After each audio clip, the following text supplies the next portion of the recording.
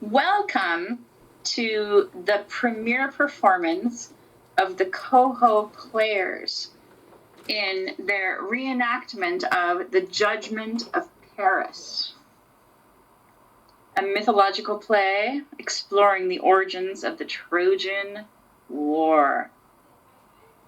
Take it away, narrator.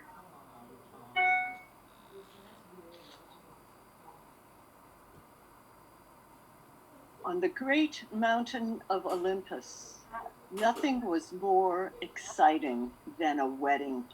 And this day, a great crowd of mortals had gathered for the union between Thetis, a sea nymph, and Peleus, a mortal king. Thetis was a beautiful creature and had caught the eye of many a god. But a terrible prophecy haunted the one whom she married. The son of Thetis was destined to be greater than his father. As much as they admired Thetis, none of the gods would risk having a son born more powerful than he. So it had been decided that Thetis should be married off to a mortal and be done with it. Greetings, gods! Welcome all gods! Goddesses, nymphs, satyrs, centaurs! We are gathered today to witness a grand ceremony. The son of Thetis and Peleus will be legendary. I have foreseen it. So, let us drink to the happy couple. Hey! Yay! Woo! Well, this was a happy occasion. Not everyone in attendance was pleased to be there. Eris, the goddess of discord, who had been left off the guest list, was up to no good. She loved nothing more than to cause trouble, which is exactly why she had not been invited in the first place. Fools! Celebrating the marriage of a vain nymph and a mortal weakling. I'll ruin their little festival. Let's see them sort this one out. As the guests laughed and feasted, Eris pulled forth from her very pocket a golden apple. Engraved upon it were the words, "For the fairest." This should get them going. Careful not to draw attention to herself, she placed the apple among the gifts for the newly wedded couple. But as Eris had planned, it did not take long for the golden apple to catch the eye of the Olympian goddesses. Aphrodite was the first to notice it there. What a marvelous apple! And look, it's engraved. To the fairest. There must be some mistake. This is among the gifts for Thetis, but someone has obviously placed this gift here for me. How can you be so sure? Athena, the goddess of battle and wisdom, had noticed Aphrodite fondling the golden apple. Well, Athena, we can safely say it's not here for you. And why wouldn't it be? Don't you know? Beauty is not commonly associated with manliness. I ought to box your ears. Hera, the queen of the gods, who had been listening to these goddesses argue with cat-like interest, stepped forward. Ladies, calm yourself. I have a simple solution to this problem. That's not it. I am the queen of heaven, so therefore, obviously, the apple would naturally belong to me. Oh, please. You look twice my age. The apple is obviously mine.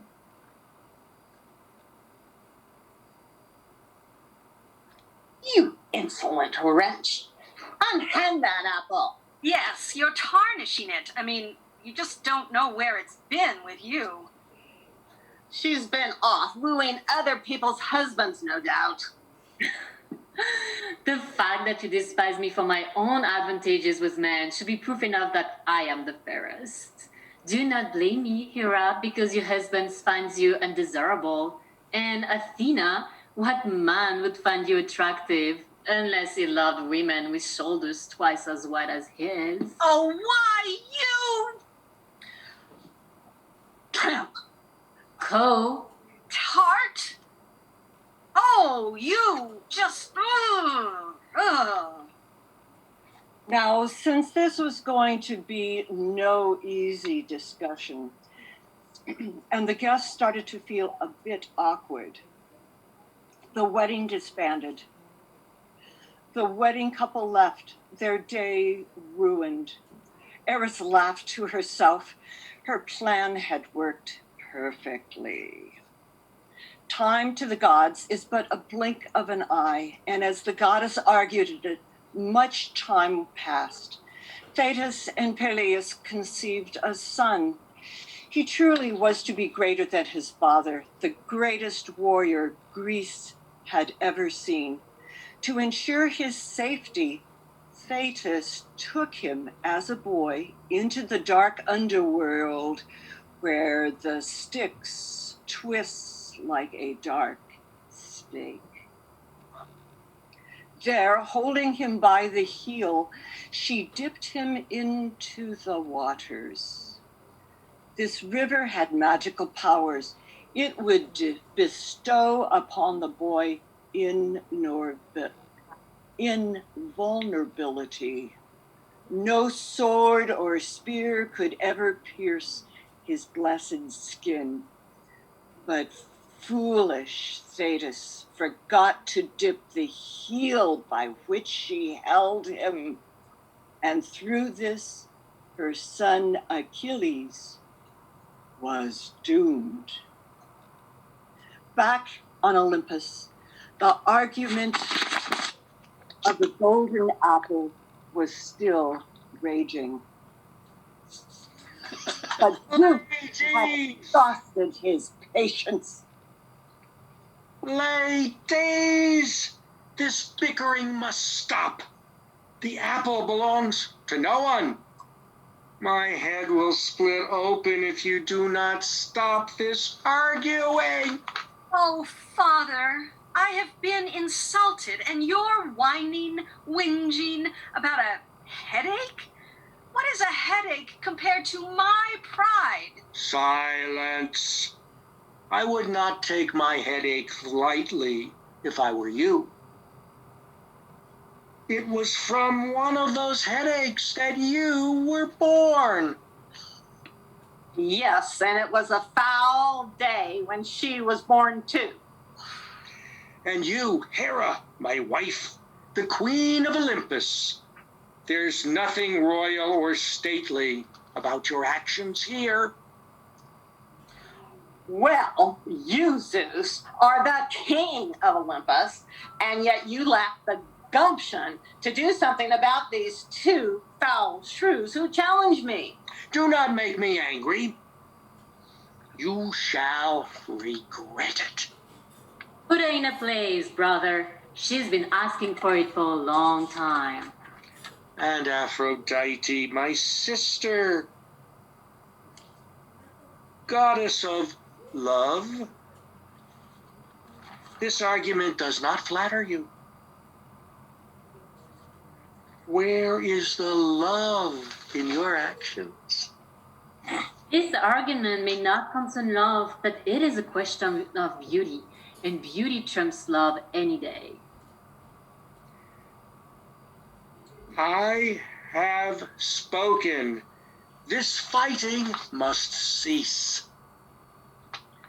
Then, husband, you must choose between us. You must decide who is the fairest, the wife, the sister, or the daughter. I agree. You are a good judge of beauty, brother. Oops. Sorry. Not listening here. A little too good at times. I will do no such thing. How could I choose between you? You have said it. You are my wife, my sister, and my daughter. Such a choice would anger two and please only one. I could not win delivering such a verdict. Then find us a judge, and we shall come to blows, and our conflict will shake the very foundations of the earth. I will do what you ask. Good. Good. Now be off. Shoo, shoo. Women! Zeus looked down upon the earth. Where would he find a suitable judge? This contest must be fair. 3 of the mightiest goddesses were involved. Only the most able connoisseur of beauty would appease them. There was a kingdom that was dear to Zeus's heart, the great kingdom of Troy. Wise King Priam lived there, and he had amassed great wealth through wise ruling. But he was old, and his heart no longer pulsed with a life as young ones did. He was no judge for this contest. Priam had 50 strapping sons. Foremost of all was the great Hector. But to Zeus, he seemed too serious and married.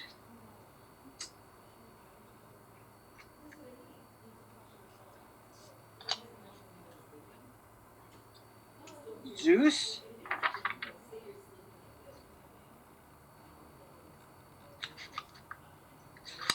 Hera? Yes, I'm here.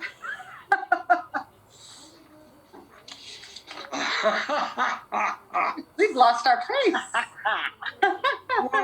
What do married men know of beauty? Wait a minute. Here we are. Zeus's eyes peered into the Trojan countryside. One son of Priam lived apart, a youth named Paris. As a baby, his queenly mother had dreamed that he would bring about the destruction of Troy. And since Priam was a good man, he did not have the heart to put the child to death. So he sent him into exile instead. There, Paris had been raised by a kindly shepherd and now lived as a shepherd himself, ignorant of his true heritage.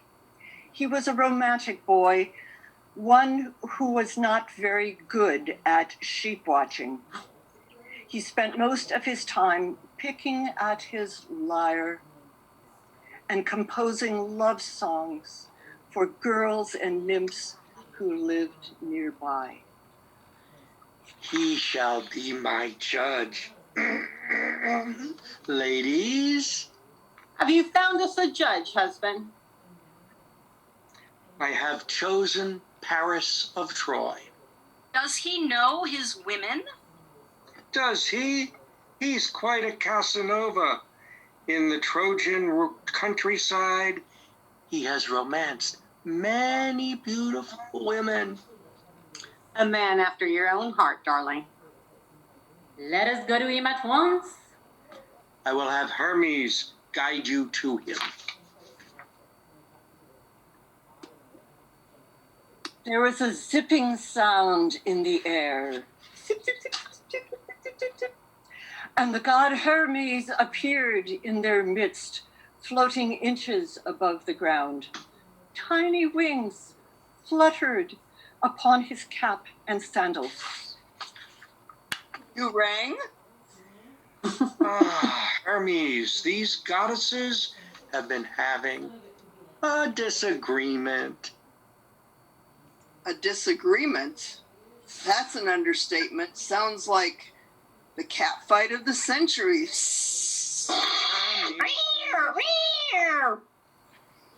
Hermes, Oh, don't tell me. Don't tell me I'm the cleverest and you want me to sort this all out, right? Well, I can tell you right now, I am not stupid enough to get in the middle of this. listen, I want you to guide them to Troy, to the exiled Prince Paris. He will resolve the conflict.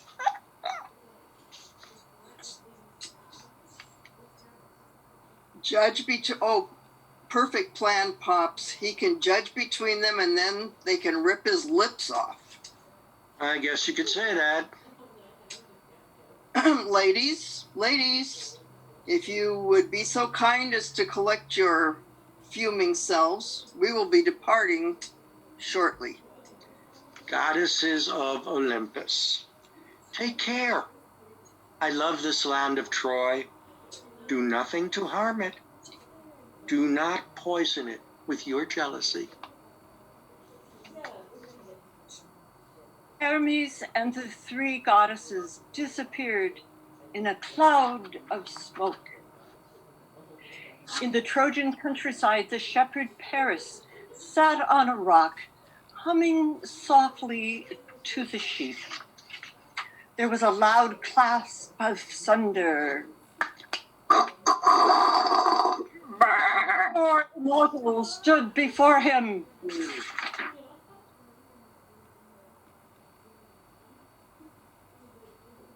Paris. Mortal boy, do not fear. We are goddesses from Olympus, come with a task for your noble mind. I will do whatever you wish.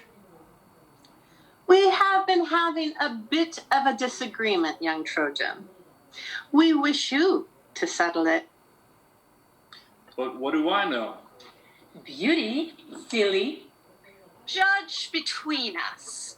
We will each present ourselves in the best light, and you, Paris, will decide once and for all who is the fairest. I will try. Paris was frightened, but sat himself back on the rock and waited for his next order. Hey, mind if I sit in on this? I love a good pageant. Come on, ladies, strut your stuff. I am the Queen of Heaven. I shall go first. There was a flash, and Hera reappeared, furs dripping from her naked shoulders. Wow, she's half attractive when she's not snarling. Her skin was milky white and her eyes piercing. She was stunning. She drew forward to Paris and leaned in. She smelled of fine wine. Young mortal, choose me in this contest, and I will make it worth your while. I will make you Lord of Europe and Asia, give you power beyond your wildest dreams. Do you want to be a shepherd all your life? I know power, and I know how to get it. Choose me, and are wise. What are you saying up there? What's going on? You've had enough time. I am finished. She went back away from Paris, her eyes never leaving his.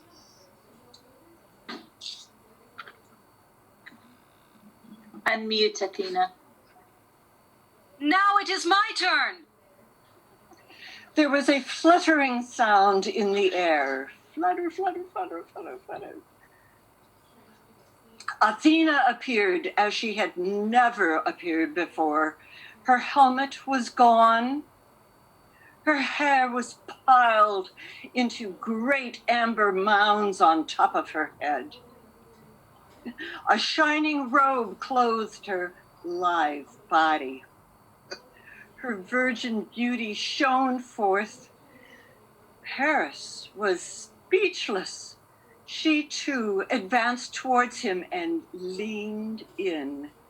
She smelled of a grassy meadow, fresh and breathtaking.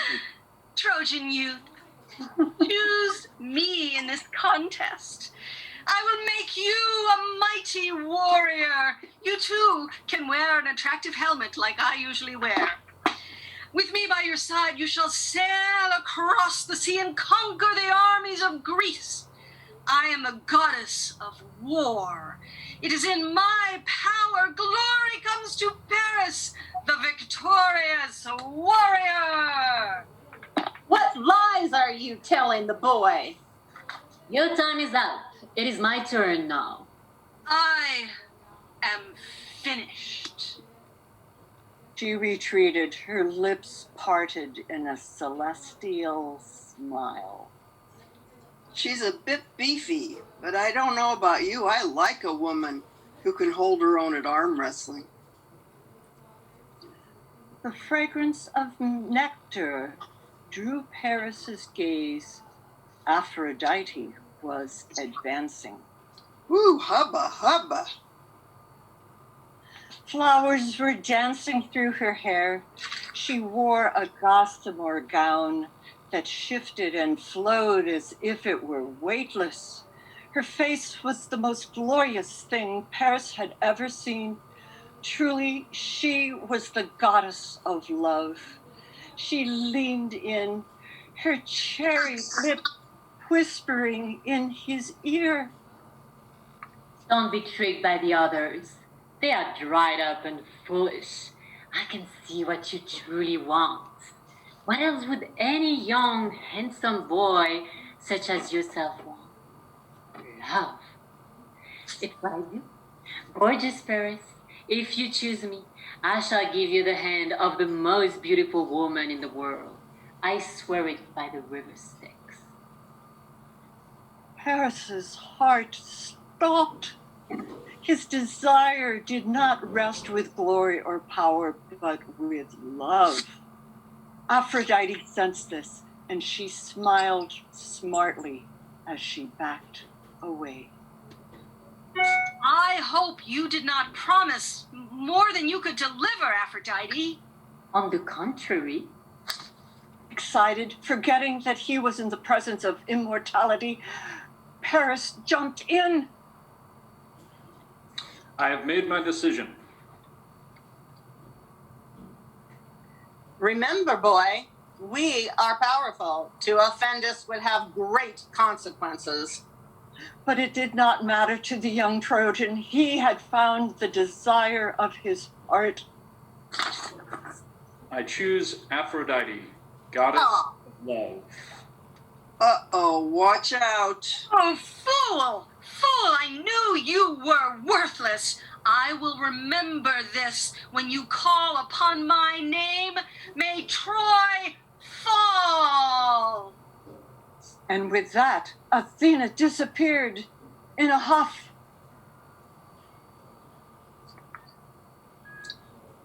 I curse your marriage, Trojan whelp.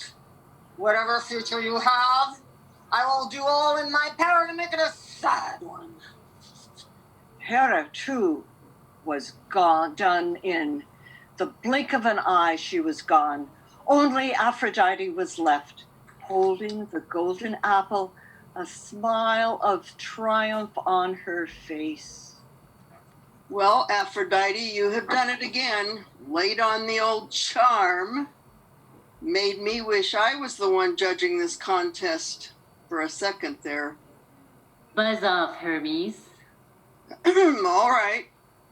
I'll leave you two kids here to work out the details of your little deal.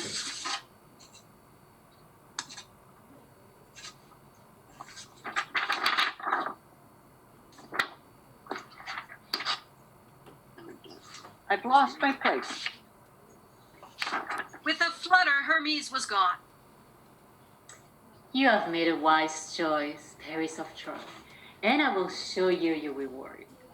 Prepare yourself. I will return momentarily to take you to your bride.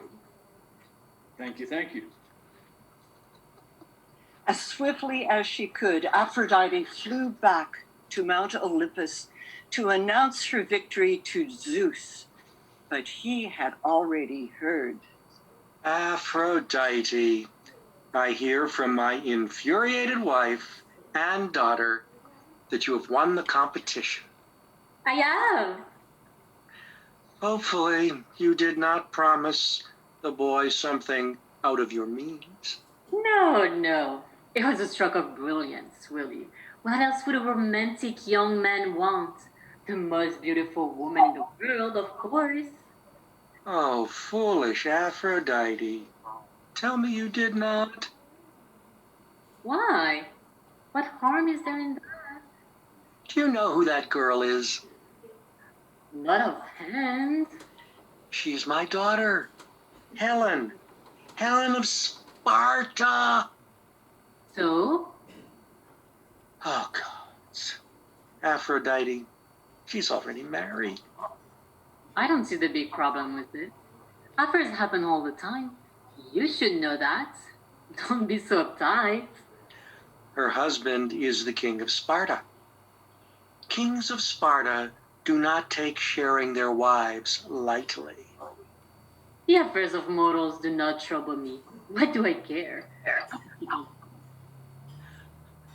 I will not let you keep this promise. It will start a war.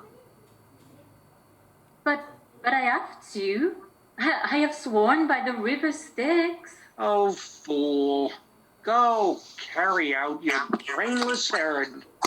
I fear I have doomed this boy and his kingdom with this burden.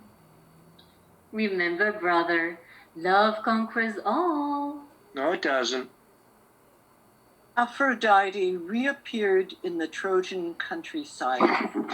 Paris jumped up from the bench where he had been anxiously waiting. I thought maybe you weren't coming back. Don't be silly. No, come to me. Hold on.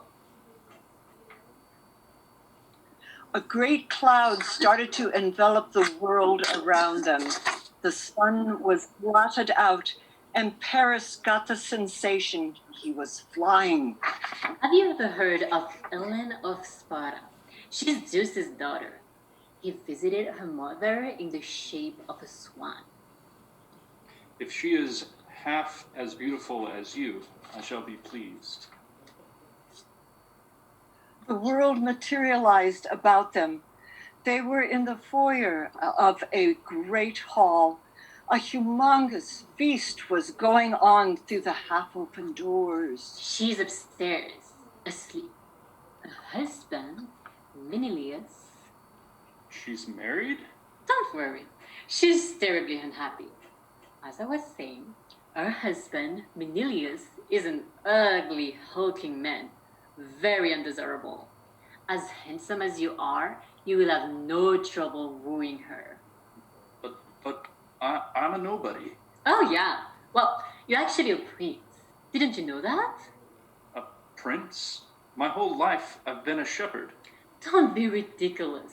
Shepherds are all sun-blasted prunes. Never good looking like you. Here's my plan. I will reunite you with your father, King Priam.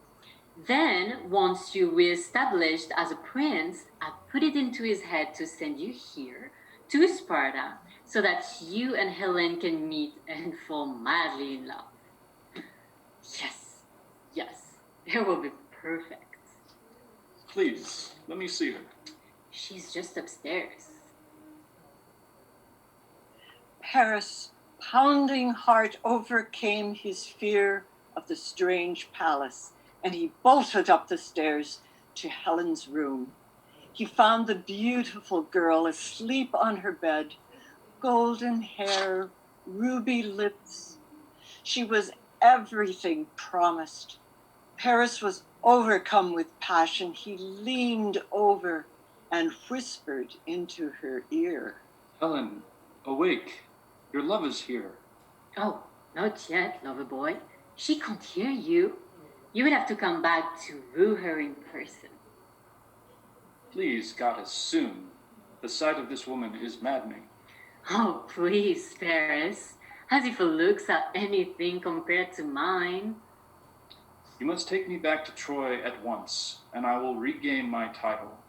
Then I will cross the sea and claim this beautiful creature. I will steal her from her husband. I'll even kill him if I have to. I must have her. I must. Oh, romantic. All right.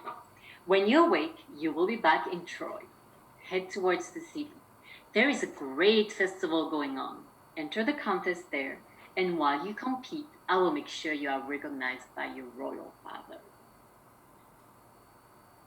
Paris was still staring at the sleeping princess. Will she truly love me, goddess? Your love will burn like 1,000 suns, only hotter. I can barely tear my eyes away from her face. Well, hurry up. I have an apple to polish.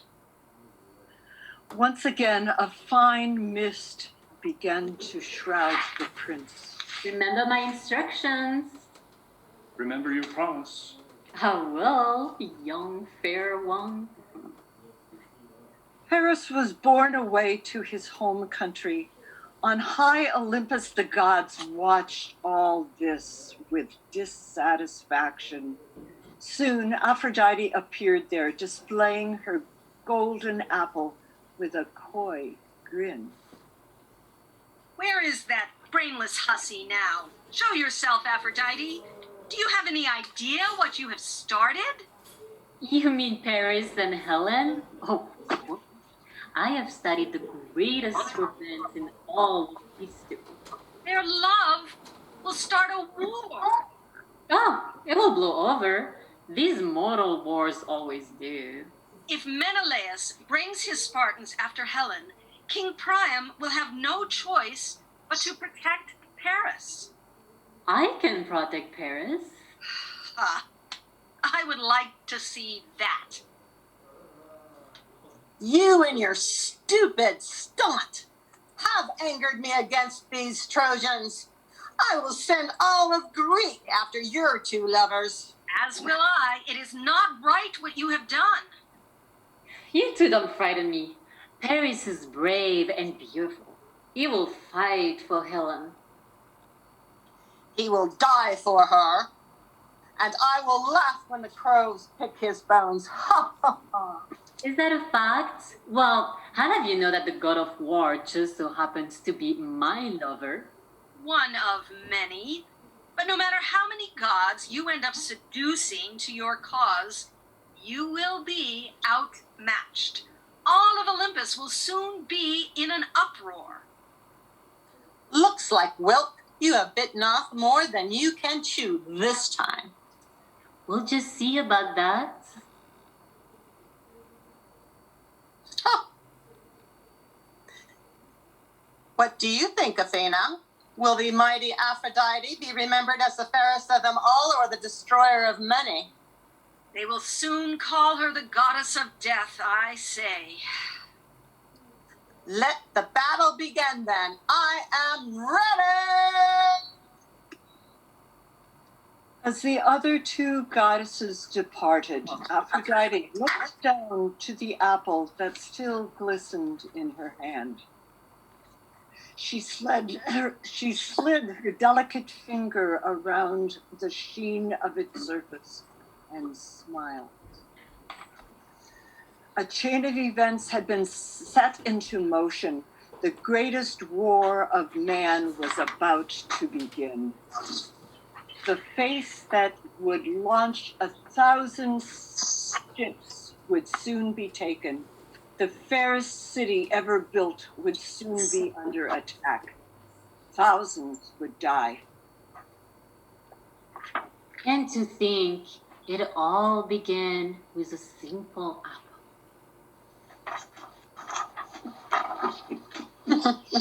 Yay! Yay! So I'm going to ask all of our audience to unmute. So I'm going to introduce our cast of characters, and so they can hear your applause. So, presenting as Paris, we have our wonderful Jessie. Hubba hubba. As Aphrodite, we have Aline. Yeah. Totally perfect. As Hera, we have MJ.